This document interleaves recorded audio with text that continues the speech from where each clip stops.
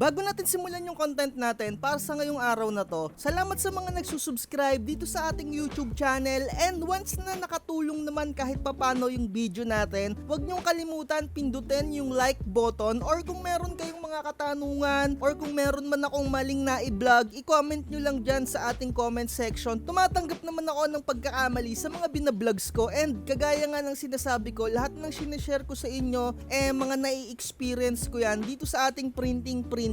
At kaya naman ang magiging content natin sa ngayong araw na to, napakatagal nyo nang inaantay to, alam ko mga tropa, sa mga owner ng printer Epson 3210, 3250, 5290, or sa mga series na 3250, 3216, 3256, kung papaano mag-photocopy or mag-xerox ng long. Dahil yung mga printer natin na 3210, 3110, 3256, 3250, dedicated lang siya para sa A4 at letter na pagpa-photocopy, at hindi pa pwede dyan yung long na magsiserox ka. Pero may mga technique, may mga gagawin para maapag-photocopy ka dyan ng long. At kung owner ka naman ng Epson 5290, kung nai-experience mo or meron kang customer na magpapaserox sa'yo na tumatanggap ka ng lumang birth certificate, yung sinaunang birth certificate pa, dahil syempre sabihin na natin na lukot-lukot na yan,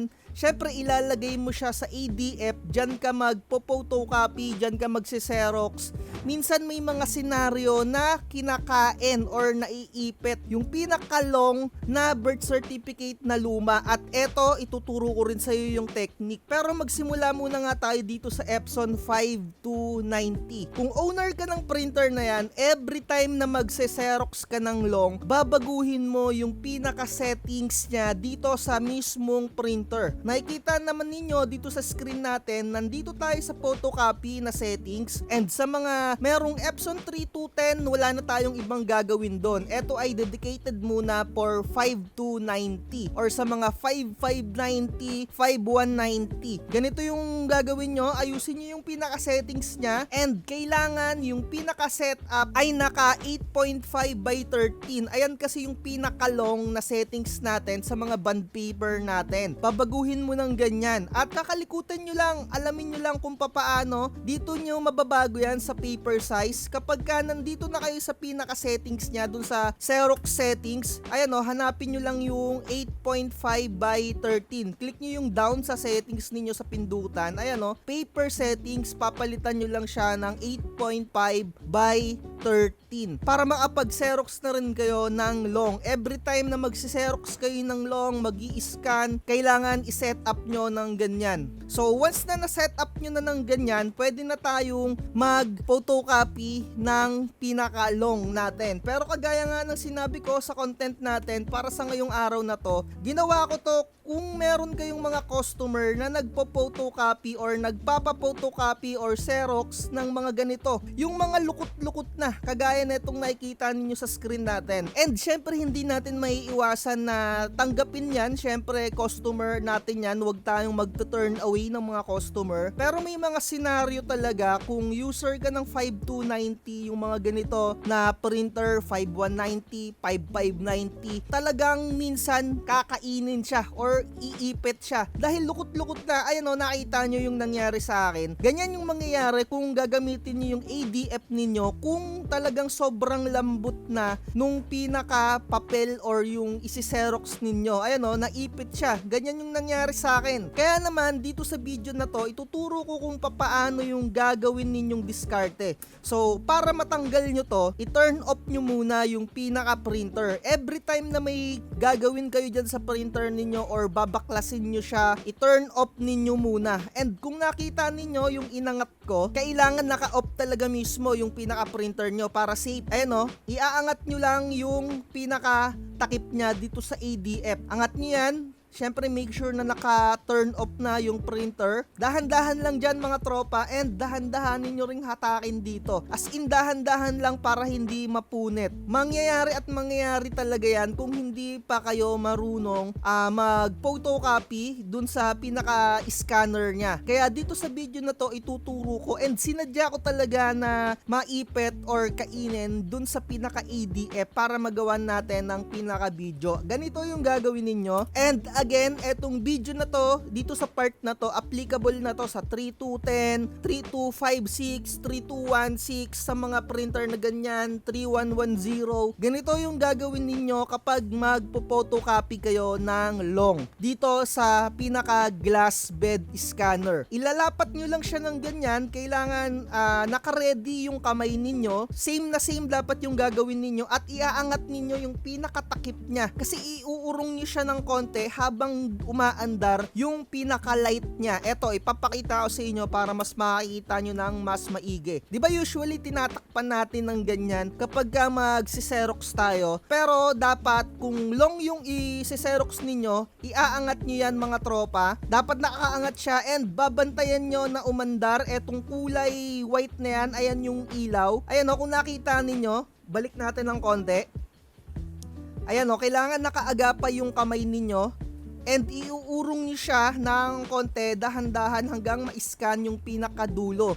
And syempre, mag-ready kayo ng papel na long dyan sa inyong mga printer. Diba? Ganyan lang kadali para makapag-scan na kayo or para makapag-photocopy or xerox kayo ng long kahit na yung printer ninyo ay hindi pwede sa long dahil yung pinaka-glass bed scanner ninyo ay hanggang A4 lang. Etong video na to, no, mga tropa, etong technique na to, natutunan ko lang din to sa mga vloggers dyan sa internet, dito sa YouTube. Shoutout ko lang si Feel Good TV. Sa kanya ko to napanood etong technique na to. Talagang gamit na gamit ko yung technique na yan nung dating owner pa ako ng Epson 3110. Ganyan lang ako mag-photocopy ng long. Kaya naman nakikiter ko pa rin kahit na wala akong long na printer na pwedeng mag-xerox, na-accommodate ko pa rin yung mga customer ko. And syempre kung magpa-pricing kayo ng xerox ng long, iba yung singilan dyan. Ako mga tropa, dito sa amin 4 pesos na yung singil ko sa photocopy. Ganyan talaga, and short and A4 lang yon mga tropa. Pero kapag ka long, 5 piso yung sinisingil ko, minsan 7 pesos pa nga pagka medyo tinopak-topak tayo dito no. Ayun, gano'n no. Pero usually 4 to 5 pesos gano'n. Pagka long sa akin 5 talaga, pag short and A4 4. Pero minsan kapag A4 5 piso ko na rin siya sinisingil kasi iba yung presyo na ng bond paper na A4. Ayan no, sana nakatulong no. Dadahan-dahanin nyo lang talaga siya ng ganyan para ma-xerox nyo. Ayan no, nakikita nyo yung ilaw na yan. Ayan yung nag-i-scan. So, urong nyo lang siya ng konti, ayun. So, okay na yon, lalabas na yung pinaka-output nun. And, syempre, hindi naman siya totally na long na print. Pero, talagang mai-scan naman yung pinakabuong documents ninyo. Pero, dahan-dahan lang talaga dun sa pagka-urong-urong ninyo Dito sa part na to, kailangan dahan-dahan lang talaga. Wag yung mabilis yung pag-urong-urong ninyo. And ayun mga tropa no, sana nakatulong tayo kung papaano mag-xerox ng long kahit na wala tayong pinaka-printer na pwede na mag-xerox ng long. 'Di ba? Kasi napakamahal mga tropa nung mismong printer na merong glass bed scanner na kasyang-kasya yung long. Nakikita naman ninyo to sa screen natin na Epson, 30,000 siya mga tropa. Ayan no? And hindi ko alam sa mga ibang brand na printer kagaya ng HP, Brother, or Canon kung magkakano yung mga printer na merong glass bed scanner na kayang-kaya yung long. Syempre mas mahal din yun. Kagaya nga na sinasabi ko sa inyo, walang printer na kayang i-accommodate lahat ng needs mo. Meron mang existing na printer na kayang i-provide yung needs mo. Syempre, kailangan mag-ready ka dyan ng pera. Kagaya na itong Epson 14150, diba? Kayang-kaya niyang mag-photocopy or xerox ng long dun sa pinaka glass bed scanner niya. Pero,